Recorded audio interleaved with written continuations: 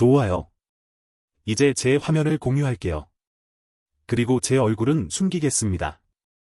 오늘은 다크모드에 대해 이야기합니다. 화면이 자꾸 깜빡여서 미안합니다. 어쨌든 저는 몇 년 전에 이 델파이 다크모드라는 유닛을 만들어 올렸어요. 오래 전이죠. 이 유닛을 게시한 연도는 2019년이었어요. 그때는 제가 엠바카데로에서 일하기보다 훨씬 전입니다. 그때쯤부터 제가 기술백서나 기고를 쓰기 시작했던 것 같아요. 그러니 사실 저는 여러분이 생각하는 것보다 더 오래전부터 이런 활동들을 해왔습니다. 그러다가 약 2년 전부터 엠바카데로에서 개발자 옹호자를 맡아서 활동하고 있습니다. 어쨌든 이 유닛을 공개할 당시에도 저는 MVP였습니다. 이 유닛은 제가 코드레이지 2019에서 맡았던 세션을 위해 만들었던 것입니다.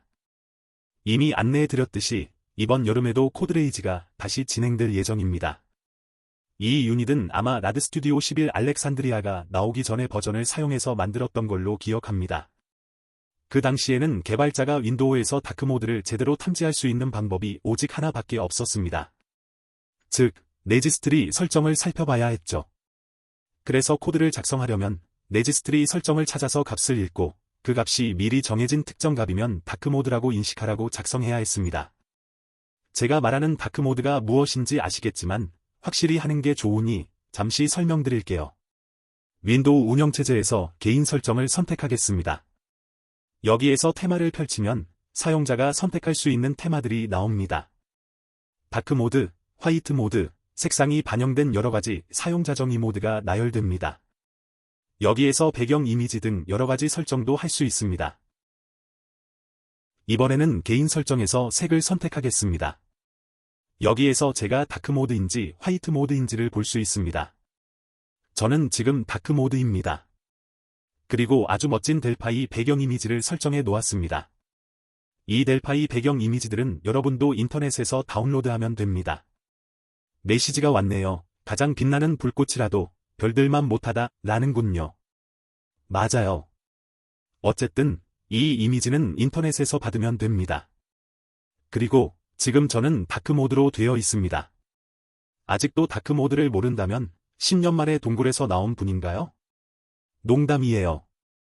자, 윈도우 시스템에서는 라이트 모드, 다크 모드, 사용자 지정 모드를 지원합니다.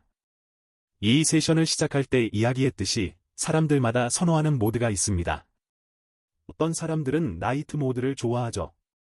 라이트 모드는 예전부터 있던 윈도우의 기본 모습과 매우 비슷합니다.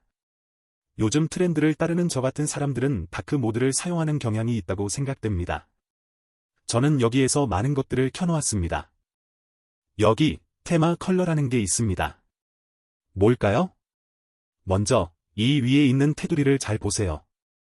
그리고 이 색을 선택할게요. 테두리에 불이 들어온 것처럼 보이죠? 이게 왜 쓸모가 있을까요? 먼저 이쪽에 있는 제 화면으로 돌아올게요. 다크 모드를 유지하고 창을 가져오겠습니다. 이렇게 화면에 창이 여러 개 있어도 활성화된 창의 테두리만 강조 표시됩니다. 꽤 유용하죠? 강조색이 적용된 창이 보이면 현재 활성화되었다고 즉시 알아챌 수 있으니까요. 강조색이라고 말했는데 정확히는 테마 컬러입니다. 영업하는 액센트 컬러라고 합니다. 이것을 자동이라고 지정할 수도 있습니다. 그러면 현재 이미지를 기준으로 색상이 선정됩니다. 만약 여러분의 배경 화면에 윈도우의 표준인 파란색 계열의 돌돌 말려있는 종이가 보이는 모습이라면 그 배경 이미지에서 가장 많이 사용된 색을 기준으로 하고 그 테마와 잘 어울리는 색상이 강조 테마 컬러 즉 액센트 컬러로 자동 설정됩니다. 여러분은 다른 색을 지정할 수도 있습니다. 눈에 잘 띄는 대비 테마를 선택할 수도 있습니다. 저는 이 옵션을 켜놨습니다. 그래서 테마 컬러가 타이틀바와 창의 테두리에 나타나도록 했습니다. 잠시 후에 더 보기로 하고 저는 이렇게 해 놓을게요. 저는 주로 이렇게 해놓고 사용합니다. 즉 테마 컬러를 꺼놓고 사용합니다. 이 설정은 잠시 후에 다시 보게 될 것입니다. 오늘 제가 보여드릴 데모는 깃허브에 있는 이 델파이 다크모드 라이브러리에서 가져왔습니다. 조금 전에 소개했던 것이죠. 그런데 저는 이것을 조금 현대화했습니다. 왜냐하면 2019년 이후 엠바카데로에서는 몇 가지 새 기능들을 추가했기 때문입니다. 그리고 실제로 이 델파이 다크모드를 포크한 사람들이 몇 명 있었습니다. 그런데 제가 쓰고 있는 델파이 배경화면 이미지를 받을 수 있는 링크를 찾는 분들이 있군요. 채팅창에 링크를 적어놨습니다. 지금 주소를 보여드릴게요. 여기로 가면 지금 창 뒤에 보이는 컴퓨터 배경 이미지와 여기에 사용된 이미지들을 모두 받을 수 있습니다. 스펠트는 매우 친절했습니다. 그래서 제가 2K, 3K 버전 등 몇 개를 더 만들어 올려놓았습니다. 지금 제가 쓰고 있는 이 배경 이미지 역시 저작권이 걸려있지 않습니다. 얼마든지 사용하세요. 여러분이 만들었다고 주장하는 행위만 하지 마세요. 그런 사람들도 있더라고요. AI로 만든 이미지들입니다. 그리고 제가 수작업을 조금 했습니다. 필요하다면 이 링크를 나중에 적어드리겠습니다. 어쨌든 몇 년 전에 제가 이 델파이 다크모드 저장소에 코드를 올려놨더니 몇 분이 포크를 했습니다. 지금 여기에 적힌 이름 즉 뛰어난 개발자인 패트릭 프레마탄도 그중 한 분입니다. 패트릭은 제 코드를 조금 더 보강했습니다. 뭘 했는지 보겠습니다. 그 코드가 있는 곳은 여기였네요. 친절하게도 저에게 공을 돌리는 문구를 명시해 놓았습니다. 패트릭은 제 코드를 여기로 가져와 조금 바꿨습니다. 플랫폼 서비스를 추가했습니다. 그런데 패트릭은 이 코드를 추가할 당시 조건부 코드를 넣었습니다. 여기 조건부 컴파일 코드가 보이죠? 만약 윈도우라면 레지스트리를 읽어서 처리합니다. 이 오래된 방식에 대해서는 이미 언급했습니다. 하지만 이제는 더 좋은 방식이 있습니다. 예전 방식을 쓰지 않아도 됩니다. 물론 정말 원한다면 계속 이 예전 방식을 사용해도 됩니다. 하지만 요즘에는 즉 라드 스튜디오 12, 보다 정확히는 12.3에서는 플랫폼 서비스가 향상되었습니다. 그래서 여러분은 크로스 플랫폼을 더 잘 다룰 수 있습니다. VCL에서라면 예전 방식을 계속 사용하면 됩니다. 하지만 여러분이 파이어몽키 프로젝트를 하고 있다면 플랫폼 서비스를 사용하면 됩니다. 이렇게 쓰면 테마 색상을 알아낼 수 있습니다. 여기에서도 플랫폼 서비스를 써서 다크 테마인지를 알아내고 있네요. 자, 예전 방식에서는 레지스트리로 가서 H키 커런트 유저를 읽고 키를 확인합니다. 그 키는 여기에 정의해 놓았습니다. 소프트웨어 마이크로소프트 윈도우즈 커런트 버전 심 퍼서널라이즈입니다. 윈도우에서 레그 에디트를 실행하면 이 키를 찾을 수 있습니다. 한번 해볼게요. 이 경로를 복사하겠습니다. 그리고 H키 커런트 유저에서 찾아보겠습니다. 자, 레그 에디트를 실행해 제 레지스트리를 열겠습니다. 그리고 예전 방식으로는 테마를 어떻게 읽는지 보겠습니다. 방금 복사했던 그 노드로 갑니다. 그리고 museWriteSim이라는 키의 값을 읽습니다. 값은 그냥 봐도 바로 파악이 됩니다. 그래서 이 값이 1이면 화이트 모드를 앱에 반영하도록 코드를 작성합니다. 컬러 프레블런스는 뭐 하는 건지 잘 모르겠네요. Enable Transparency는 투명 사용 여부에 대한 설정입니다. 시스템 유즈 라이트 심의 값은 0으로 되어 있네요. 즉 다크모드를 사용하고 있다는 뜻입니다. 이 값이 1이라면 윈도우는 지금 라이트 모드를 사용하고 있겠죠. 사실 이렇게 간단합니다. 레지스트리 다루기가 이처럼 전혀 어렵지 않습니다. 그러니 VCL 프로젝트를 하고 있다면 여기 있는 이 코드처럼 하면 됩니다. 그런데 크로스 플랫폼 앱을 만든다면, 즉 윈도우 전용이 아니라 여러 운영체제를 위한 앱을 만든다면 다른 방식으로 하는 것이 좋습니다. 여기 이 작은 앱에 있는 코드처럼 하면 됩니다. 보여드릴게요. 먼저 타겟을 윈도우로 지정하겠습니다. 현재 그렇게 지정되어 있습니다. 그리고 이 앱을 실행해 동작을 보겠습니다. 말콤이 KSVC 데모를 요청하네요. 그래요. 예리하게 찾아냈네요. 사실 저는 델파이의 여러 버전들을 사용해야 해요. 그래야 제가 열어놓은 것들이 여러분에게 안 보이니까요. 이안 당신의 아이디 안에 12.3용 KSVC 데모가 있는 게 보여요. 공유할 새 소식이 있나요? 말콤이 잘 봤네요. 그래요. 있습니다. 알려드리죠. 지금 라이브로 보고 있는 분들에게 전하는 깜짝 소식입니다. 다른 사람들보다 먼저 알게 되는 거예요. 아직 발표되지 않은 내용입니다. 보너스 코노프카 컨트롤 8 버전이 게시세 올라왔습니다. 이처럼 게딧 패키지 매니저에서 받을 수 있습니다.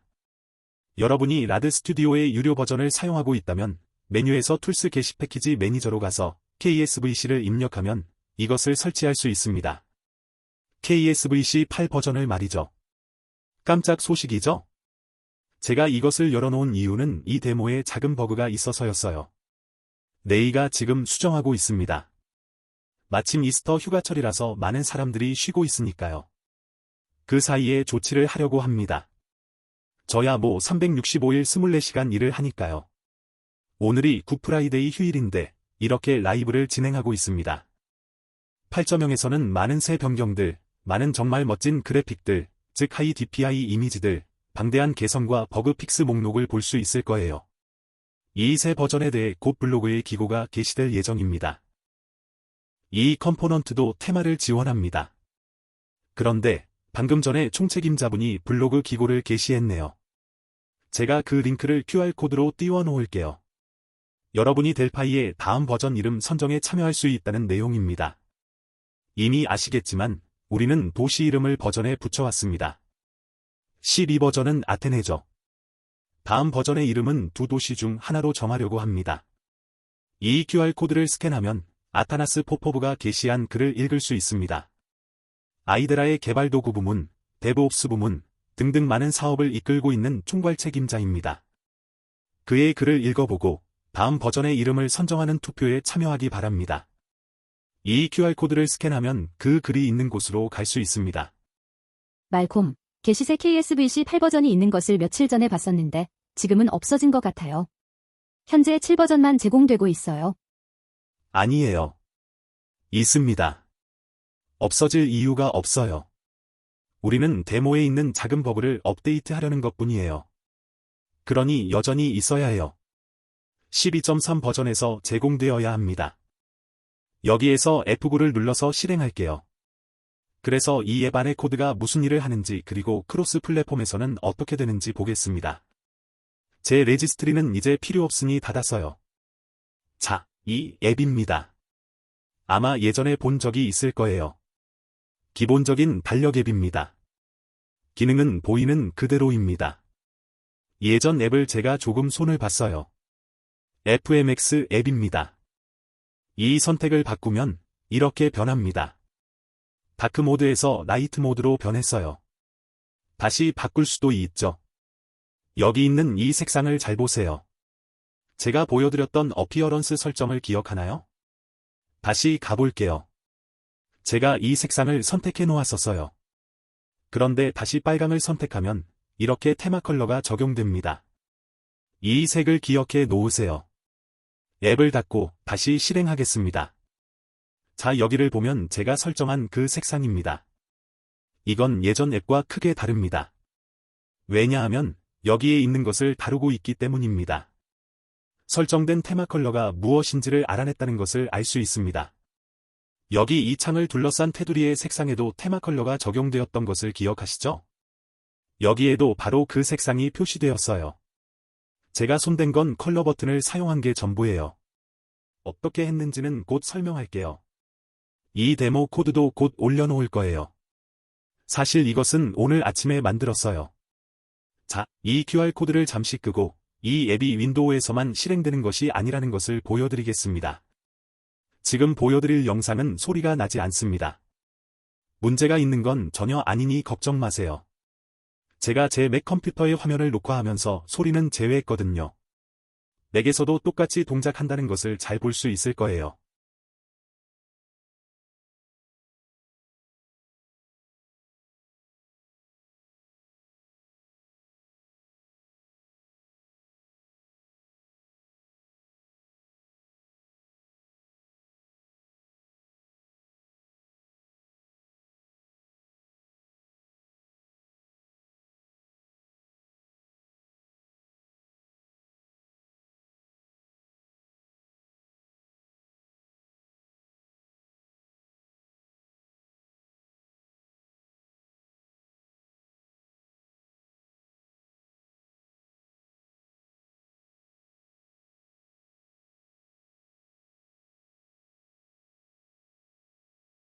여러분이 지금 봤듯이 확실히 이 앱은 맥에서도 실행됩니다. 모든 기능이 똑같이 작동하는 것도 직접 확인할 수 있었을 것입니다. 찰리가 KSVC 8.0 버전이 보이지 않는다고 하네요. 다시 게시를 확인해 볼게요. 이상하네요. 찰리. KSVC라고 입력하고 찾아봤는데도 그런가요? 이렇게 들어 있어야 해요. 왜 그런지 나중에 알아볼게요. 말했듯이 이에 대한 블로그 기고가 곧 올라갈 예정이라 당연히 있어야 하거든요. 물론 이미 언급했듯이 뭔가를 수정하고 있는 중이기는 합니다. 어쨌든 여러분이 본 것처럼 이 동일한 앱은 윈도우와 맥에서 모두 작동합니다. 게다가 완전히 같은 앱처럼 실행됩니다. 모습도 거의 같고 동작도 똑같아요. 유일한 차이, 사실 중요한 차이는 여기 이 메뉴들이 어떻게 수행되는지입니다. 그리고 맥에서는 모습이 살짝 다릅니다. 오른쪽에 있는 이 버튼들이 왼쪽에 있고 타이틀은 가운데에 나옵니다. 이 앱에는 메뉴가 없지만 있다면 맨 윗줄에 나옵니다. 맥이라서 그런 거예요. 그러니 사실상 똑같이 작동합니다. 그러면 어떻게 구현했는지 보겠습니다. 먼저 이 앱을 분석해 보겠습니다.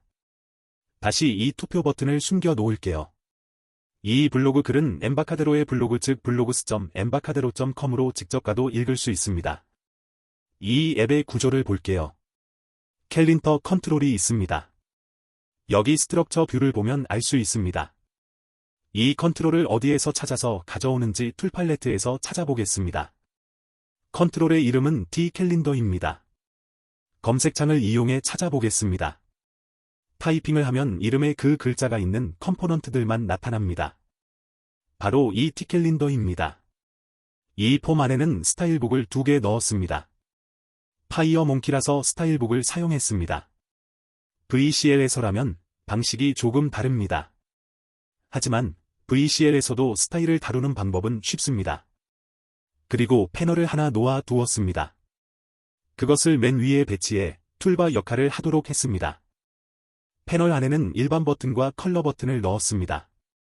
컬러 버튼에서는 테마 컬러를 폼에 적용하는 기능을 넣으려고 했는데 지금은 테마 컬러를 보여주는 것만 구현했어요. 그리고 콤보 박스를 넣었습니다. 선택한 테마를 반영하기 위해서입니다. 이 콤보 박스 안에 있는 항목을 볼게요.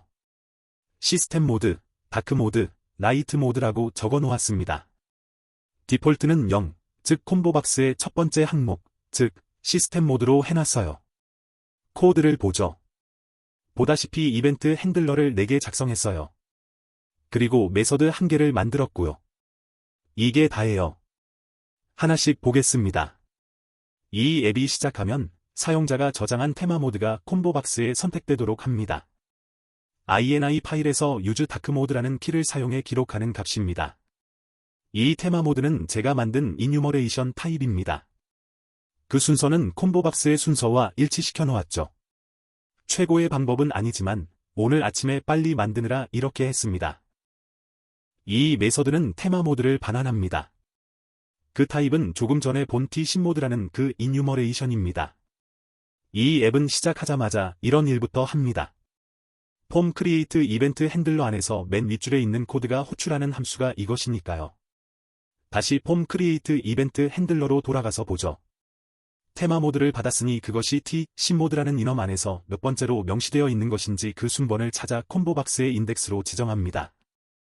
그 타입 정의는 이미 2번이나 본 이것입니다. 그리고 그 순서와 콤보박스 항목의 순서는 같게 맞춰두었다고 말씀드렸었죠?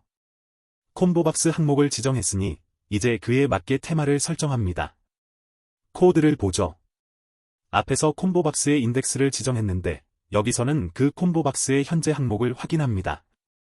만약 콤보박스의 인덱스가 0이면 즉 선택된 항목이 시스템 모드라면 시스템이 다크 모드를 강제하고 있는지 확인합니다. 즉 윈도우나 맥에서 다크 모드를 활성화해 놓은 상태인지를 확인하는 거죠. 만약 그렇다면 이 메인 폼의 스타일북 프로퍼티에 다크 스타일을 지정합니다. 그런데 시스템 즉 윈도우나 맥에서 다크 모드를 활성화하지 않았다면 라이트 스타일을 지정합니다. 인덱스가 1이라면 즉 콤보 박스에 선택된 항목이 두 번째 즉 다크 모드라면 그냥 다크 스타일을 지정합니다. 그리고 이 어느 것에도 해당되지 않으면 라이트 스타일을 폼에 적용합니다. 따라서 여러분이 콤보박스에서 시스템 모드를 선택한 경우 해당 시스템인 윈도우나 맥에서 다크 모드를 활성화해 놓지 않았다면 나이트 테마가 디폴트로 지정됩니다. 그리고 명시적으로 다크 모드를 선택하면 다크 스타일을 반영합니다. 그 어느 것도 아니라면 나이트 스타일을 폼에 반영합니다. 콤보박스 선택에 따라 수행되는 코드의 로직을 받습니다. 마지막 줄에서는 폼이 종료될 때 저장해둔 좌표를 읽고 거기에 폼이 나오게 합니다. 그 이유부터 설명하죠. 제 화면 설정을 보면 모니터 3개가 연결되어 있어요. 4K 모니터, 2K 모니터 그리고 1920-1080p 모니터입니다. 저의 메인 모니터는 이것입니다. 제가 원을 그리면서 가리키고 있는 것입니다. 하지만 시스템 디폴트에 따르면 앱을 맨 처음 실행하면 제가 만든 앱이든 라드 스튜디오든 여기에 나타나지 않고 바로 이 메인 모니터에 나타납니다. 윈도우 설정에 그렇게 지정되어 있기 때문입니다. 저는 작업줄도 이 모니터에만 나오도록 해놨습니다. 그런데 제가 여러분에게 보여주고 있는 모니터는 여기 있는 이 2번 모니터입니다. 그러니 데모를 하기에 불편합니다. 그래서 저는 앱이 닫힐 때 그 폼의 위치를 저장해놓고 다시 실행될 때 그 위치에 그대로 나타나도록 코드를 작성했습니다. 먼저 작은 헬퍼 클래스를 하나 만들었어요. 최신 델파이의 좋은 문법입니다. 클래스 헬퍼 t폼이라고 타입을 정의하면 됩니다. 우리가 만드는 폼의 타입인 t폼을 위한 헬퍼를 정의하는 거죠. 지금 fmx.폼즈를 유지즈문에 넣었으니까 fmx 폼의 클래스 헬퍼입니다. 그런데 vcl.폼즈를 유지즈한다면 VCL 폼을 위한 헬퍼가 될 거예요. 이 클래스 헬퍼에는 이렇게 몇 가지 메서드를 만들었습니다. 폼의 위치를 저장하는 메서드도 그 중 하나예요. ini 파일을 열고 폼.left와 폼.top의 값을 저장해요. ini 파일을 생성할 때는 폼세이브 네임이라는 메서드를 사용해 그 파일을 저장할 폴더와 이름을 지정합니다. 파이어 몽키니까 tpass.getOnPass를 사용했어요. 그러면 맥에서도 윈도우와 마찬가지로 알맞은 경로를 얻어냅니다. 여러분이 c-역슬래시 또는 /users/home 같은 걸 하드코딩할 필요가 없습니다. 이 메서드는 맥에서든 윈도우에서든 알맞은 폴더 경로를 얻어냅니다. tpass의 getOnPass 뒤에는 tpass.디렉토리 세퍼레이터 차를 붙였습니다. 이것은 도스나 윈도우에서는 역슬래시 문자가 되고 맥에서는 일반 슬래시 문자가 됩니다. 즉, 윈도우와 맥은 서로 다른 슬래시를 사용하지만 자동으로 맞춰줍니다. 자, 저장할 경로를 얻고 나면 실행되는 프로그램의 이름을 얻어서 하위 폴더 경로로 추가합니다. 그 뒤에는 다시 디렉토리 구분 문자를 붙입니다. 이런 식으로 했어요. 짧게 말하자면 이렇게 전체 파일명을 얻어냅니다. 프로그램이 종료될 때는 이 폼을 마지막으로 사용하던 당시의 위치를 그 ini 파일에 저장해둡니다. 그리고 나서 다음에 이 프로그램을 새로 시작하면 이 폼이 생성될 텐데 그때는 종료 시에 저장해놓았던 그 설정을 다시 꺼냅니다. 그래서 바로 그 위치에 폼이 나타나도록 했습니다. 자, 실행해 볼게요. 그리고 폼을 여기로 옮기겠습니다. 윈도우의 기본 설정이라면 이 중앙에 프로그램이 나와야 해요. 종료할게요. 실행이 끝났으니 라드 스튜디오가 나타났어요. F9를 눌러 다시 실행할게요. 그러면 원래 있던 위치에 프로그램이 나타났죠? 폼의 위치를 저장하고 복원하고 클래스 헬퍼가 하는 일을 설명해드렸습니다. 제가 사용한 트릭 중 하나를 보여드렸어요. 이제는 여러분이 이 웨비나에서 아마 가장 알고 싶어 했던 것을 보여드릴게요. 바로 세터 테마, 즉 제가 테마를 지정하는 방법입니다. 이 앱은 사용자가 테마를 앱의 콤보박스에서 지정했는지 또는 윈도우나 맥에서 다크 모드를 활성화해 놨는지를 확인합니다. 윈도우에서 하던 예전 방식을 보죠. 이렇게 레지스트리 키를 사용합니다. 새 방식을 보겠습니다. 그 전에 이 프로젝트가 윈도우가 아니라 맥OS ARM64 앱을 만들도록 타겟을 바꾸고 실행해 보겠습니다. 이런 많은 것들을 한꺼번에 하려다 보면 이런 일이 생기더라고요. 제가 이 웨비나를 시작하기 전에 수정하고 있던 코드가 있었는데 그것 때문인 것 같아요. 지금 고치겠습니다. 이후 발표자인 이안 바커는 윈도우가 아닌 플랫폼에서 윈도우 API 유닛을 사용하지 않도록 컴파일 조건 문장을 넣는 등 트러블 슈팅을 해나갑니다. 하지만 완료하지는 못합니다. 따라서 이 한국어 더빙에서는 그 부분을 생략하고 파이어몽키의 플랫폼 서비스를 사용해 테마를 다루는 코드를 설명하는 부분으로 넘어갑니다. 생략된 트러블 슈팅 시도 부분을 보고 싶다면 영어 원본 영상에서 보시기 바랍니다. 당연하지만 이 한국어 더빙본보다는 영어 원본을 시청하면 현장감을 훨씬 더 잘 느낄 수 있습니다. 라이브 진행이 그대로 녹화되었으니까요. 그럼 생략된 다음 부분부터 보겠습니다. 어쨌든 오늘 여러분이 가장 관심이 있는 부분은 파이어몽키에서 플랫폼 서비스를 사용하는 방법일 것입니다. 바로 이 코드입니다. 이 코드를 활성화해 놓고 설명할게요. 이 부분은 맥 컴퓨터일 때 수행하기 위한 코드지만 사실 윈도우에서도 잘 수행됩니다. 파이어몽키의 플랫폼 서비스를 사용하기 때문이에요. 게다가 여러분의 수고도 덜어줍니다. 예전처럼 이렇게 레지스트리를 직접 접근할 필요가 없습니다.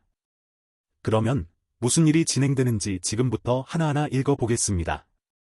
플랫폼 서비스를 작동시킵니다. 그리고 플랫폼 서비스를 이용해 그 플랫폼, 즉 윈도우든 맥이든 현재 플랫폼을 접근합니다.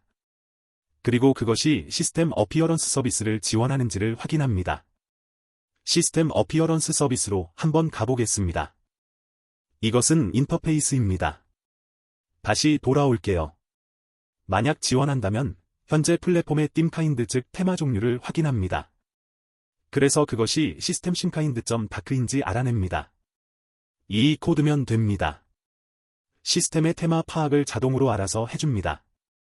레지스트리 등을 직접 다루지 않아도 됩니다. 알아서 해주니까요. 이렇게 레지스트리를 직접 다루는 코드는 VCL에서 여전히 사용할 수 있습니다.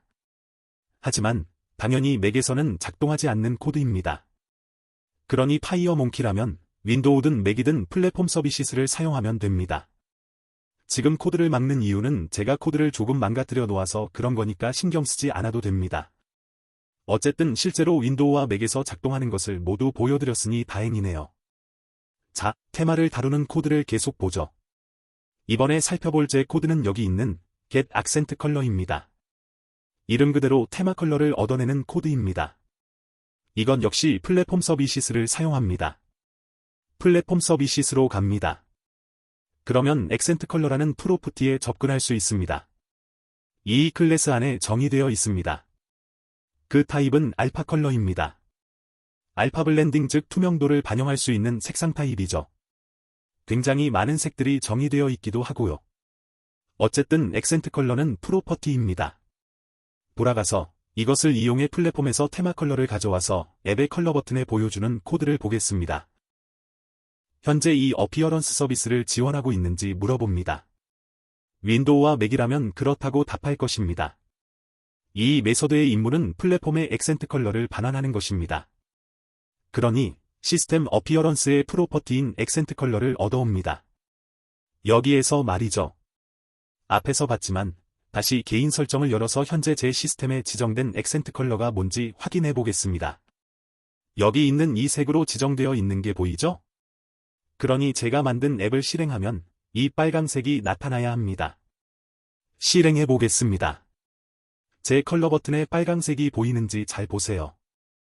액센트 컬러가 잘 나타났습니다. 이 값을 확인하는 데는 약간의 페널티가 있습니다. 하지만 요즘에는 선택의 여지가 별로 없습니다. 시스템의 테마를 여러분의 앱에 반영해야 사용자들은 윈도우나 맥에서 잘 작동한다고 보니까요. 이걸 버튼으로 만든 이유는 눌렀을 때 몇 가지 값을 바꾸거나 특정 부분을 액센트 컬러로 강조하기 위해서였습니다. 그런데 지금은 액센트 색상을 보여주는 것만 구현했어요. 나머지는 아직 구현하지 않았어요. 어쨌든 이 앱은 맥에서도 똑같이 작동합니다. 비디오로 보여드린 그대로입니다. 그리고 이 액센트 컬러를 가져오기 위해 코드에서는 플랫폼 서비스를 사용했습니다. 플랫폼 서비스는 여러 플랫폼을 지원합니다.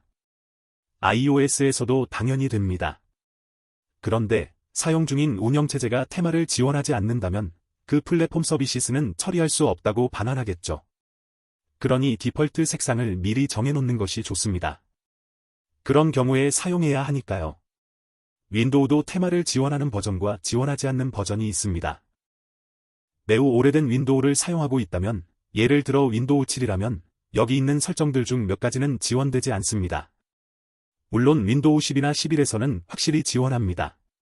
어쨌든 액센트 컬러, 투명도 등등 이런 플랫폼 서비스들은 너무나 유용합니다. 그리고 운영체제들이 사용하는 현대적인 방식입니다. 따라서 여러분의 코드에서도 이 방식을 사용할 수 있고 그 값을 얻을 수 있어야 합니다. 이미 봤듯이 이 코드만으로도 플랫폼 서비스들을 접근할 수 있습니다. 따라서 이런 코드들이나 조건부 컴파일을 쓰지 않아도 됩니다. 즉, 어느 플랫폼에서든 똑같이 사용하면 됩니다. 전혀 어렵지도 않습니다. 다크 모드인지 라이트 모드인지를 알아내고 싶다면 이 코드를 사용하면 됩니다. 매우 짧은 코드입니다. 액센트 컬러를 얻는 메서드 안에 넣어보겠습니다. 옮겨놓은 코드가 이 메서드와 딱 맞지는 않아서 에러가 보이는 건 감안하고 볼게요. 코드만 읽어봐도 사용 중인 시스템이 현재 다크인지 아닌지를 확인하고 있다는 것을 쉽게 알 수 있을 것입니다. 이 T 플랫폼 서비스에 대해 여러분이 더 알아볼 것을 권장합니다. 제프가 메시지를 보냈네요. tpass.com 컴바인을 사용해도 될 거예요. 네, 그래요. 저도 tpass.combine을 좋아해요. 사실 그렇게 하지 않을 이유가 전혀 없어요. 저는 습관 때문에 그랬어요. 조금 더 불편한지 아는데도 안 쓰게 되더라고요. 저는 tpass, t디렉토리를 많이 사용해요. 그런데 tpass.combine이 있다는 걸 항상 잊고 더 길게 코딩을 합니다. 모르시는 분들을 위해 말씀드리자면 tpass.combine을 사용하면 많은 경로들을 이어붙일 때 하드코딩을 하지 않을 수 있습니다. 제가 INI를 위한 경로를 만들었던 코드로 가볼게요. 여기에요. 이 코드는 tpass.combine을 사용하면 더 간단합니다. 더하기 기호나 디렉토리 세퍼레이터를 쓸 필요가 없거든요. 알아서 자동으로 처리해줍니다. 플랫폼 접근에 대해서는 이게 전부입니다. 어렵지 않습니다. 자, 이제 제가 이 앱에서 구현한 것들 중에 아직 설명하지 않은 건 하나만 남았네요. 동적으로 변화를 주는 부분입니다. 지금 이 파이어몽키 폼에는 스타일북이 2개 있습니다. 스타일북을 모르는 분들을 위해 잠시 설명할게요.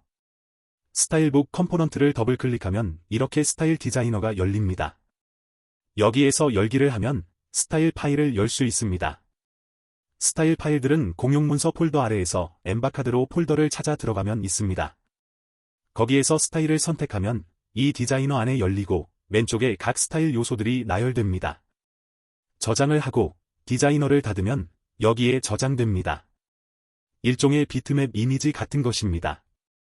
그러면 이렇게 예쁜 모습을 반영할 수 있습니다. 지금은 다크 모드와 라이트 모드에 사용할 스타일들을 올려놨습니다. 어느 스타일이 맞는지에 대해서는 의견이 분분합니다. 차콜 스타일은 매우 어둡습니다. 윈도우 다크 모드와 상당히 비슷하다고 하는 사람들도 있어요. 제가 여기에서 선택한 것은 임프레시브 다크라는 스타일입니다. 어두운데 파란색 계열입니다. 이걸 선택한 이유는 이 줄들의 색상이 서로 아주 조금 다르다는 점이 마음에 들어서예요. 라이트 스타일은 아마 일반 윈도우의 라이트 스타일일 거예요. 맥에서도 적용할 수 있습니다. 또한 맥 등 플랫폼과 장비에 따라 다른 스타일을 적용할 수도 있습니다. 하지만 지금 이 두 스타일은 이미 보셨다시피 윈도우와 맥에서 모두 잘 표현됩니다. 상당히 멋진 모습을 만들어줍니다. 게딧 패키지 매니저로 가면 이런 추가 스타일들을 무료로 쉽게 더 많이 받을 수 있어요. 게딧 패키지 매니저가 열리면 왼쪽에서 스타일즈를 선택합니다. 그러면 이렇게 많은 스타일들을 받을 수 있습니다. VCL이라고 적혀 있는 것은 VCL용 스타일 즉 윈도우 전용 스타일입니다. 그리고 FMX는 멀티플랫폼용 스타일입니다. 즉, 윈도우, 맥, 리눅스, iOS, 안드로이드에 모두 적용되는 스타일입니다. 이 FMX 스타일들 모두 오늘 제가 보여준 FMX 폼에서 사용할 수 있어요. 여러분이 만약 윈도우만을 대상으로 개발한다면, 즉 VCL에서 다크모드를 다루고 싶다면 오늘 본 파이어몽키 예제 코드도 좋지만 여기로 가서 VCL용 코드를 받을 수 있어요. github.com/checkdigits/delphi-darkmode라는 저장소예요. 제 저장소입니다. VCL용 다크모드 코드가 들어 있습니다. 여기에 있는 예시는 잘 작동합니다. 이 코드는 VCL에서 어떻게 테마를 다루는지 보여줍니다. 잠깐 보죠. 이렇게 스타일을 동적으로 반영합니다. 이 코드는 스타일을 찾아서 다크모드에 특정 스타일을 적용합니다. 즉, 앱 안에 스타일을 동적으로 적재하는 거죠. 저장소 같은 곳에 스타일들을 모아놓고 그 중에서 골라 적재할 수 있습니다. 그러니 여러분의 사용자들도 그 저장소에 있는 스타일들 중에 원하는 것을 고르고 적용하게 할 수도 있어요. 그러면 사용자들은 무슨 스타일을 다크 모드에서 사용할지, 그리고 라이트 모드일 때는 무슨 스타일을 사용할지 저장할 수 있습니다. 여기 있는 새 스페시픽 신모드를 호출하면 사용자가 선택한 다크 모드에 적용할 스타일을 얻을 수 있습니다. 다크 모드 is enabled를 통해 현재 상태를 파악할 수 있습니다. 그리고 참인 경우에 적용할 스타일을 다크 모드 스타일 파라미터에 넣고, 그렇지 않을 때 적용할 라이트 모드 스타일을 마지막 파라미터에 넣어 적용할 수 있습니다. 매우 강력한 방식입니다. 이 파일을 보면 됩니다. 몇 분이 포크를 하고 별표를 붙여주었습니다. 제 GitHub 저장소는 여기 즉 체크디지츠입니다. github.com/checkdigits/delphi 다크모드로 가면 됩니다.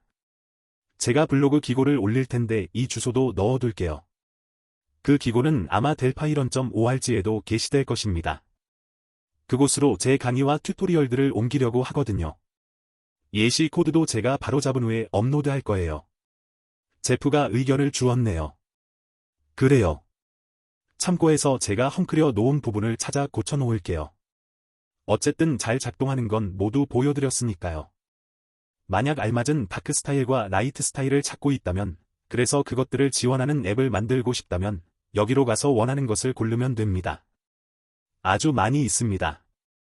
만약 커뮤니티 에디션을 사용하고 있다면 스타일이 이렇게 많지는 않을 거예요. 하지만 유료 에디션을 사용하고 있다면 이렇게 많은 것들을 받을 수 있습니다. 이 중에서 최신 스타일 하나를 꼽자면 임프레시브 다크입니다. 검색창에 임프레시브라고 입력하면 이렇게 나옵니다. 윈도우 11 임프레시브 다크와 윈도우 11 라이트가 더 최신 스타일입니다. 이 위쪽에 있는 것은 파이어몽키 용입니다. 이것들은 매우 현대적입니다. 제가 이 폼에 적재한 스타일도 바로 이 임프레시브 다크입니다. 이게 다예요. 이렇게 간단합니다. 이제 제 카메라를 켜고 그동안 들어온 질문에 답하겠습니다. JP도 말했고 저도 전적으로 동의하는 바가 있습니다. 만약 여러분이 전문가다운 모습을 갖춘 프로그램이 중요하다고 여긴다면, 그리고 그 앱이 요즘 세상에서 활용되고 있는 최신이라는 믿음을 주고 싶다면, 제 생각에 여러분은 반드시 스타일을 지원할 수 있어야 합니다. 스타일은 여러분의 뒤를 전문 그래픽 디자이너들이 받쳐주고 있다는 인상을 줄 수 있는 정말 쉬운 방법이에요. 왜냐하면 이 스타일들을 제공하기 위해 우리는 상당한 비용을 지불하고 있거든요. 게다가 매우 쉽고 빠르게 여러분의 앱을 인상적인 모습으로 만들 수 있어요. 물론 스타일에 익숙해지는 데는 시간이 조금 필요할 거예요. 만약 여전히 하드코딩으로 색상 지정을 하면서 개발하고 있고 스타일을 잘 모르는 상태에서 스타일이나 테마를 적용하면 모양이 이상해지고 왜 그렇게 되는지 어리둥절할 수도 있으니까요. 그런 문제는 아마 미처 생각하지 못한 곳에 직접 하드코딩되어 있는 것들이 있기 때문일 확률이 높아요. 요컨대 여러분이 스타일을 신뢰한다면 잘 사용할 수 있습니다. 제가 보여드린 코드도 그렇고 저장소에 있는 다른 코드들로도 여러분은 바로 다크 모드를 지원할 수 있을 거예요. 확실합니다. 어렵지 않아요. 사실 정말 쉽습니다. 스타일을 쓰지 않을 이유는 찾기 힘듭니다. 제가 좀 세게 말했나요? 하지만 정말 그래요. 그 외에 다른 것들도 있어요. 예를 들어 VCLAT 태스크 다이얼로그는 윈도우 전용 대화창인데 스타일이 반영되지 않습니다. 그 이유는 윈도우 문제 때문입니다. 우리 엠바카데로는 그것의 윈도우 API를 둘러싸서 T-태스크 다이얼로그를 구현하고 거기에 몇 가지 작업들을 더해놨어요. 그런데 그 윈도우 오브젝트는 테마를 지원하지 않습니다. 그래서 생뚱맞게 표현됩니다. 하지만 대안이 될 수 있는 컨트롤들이 들어있는 저장소들이 있습니다.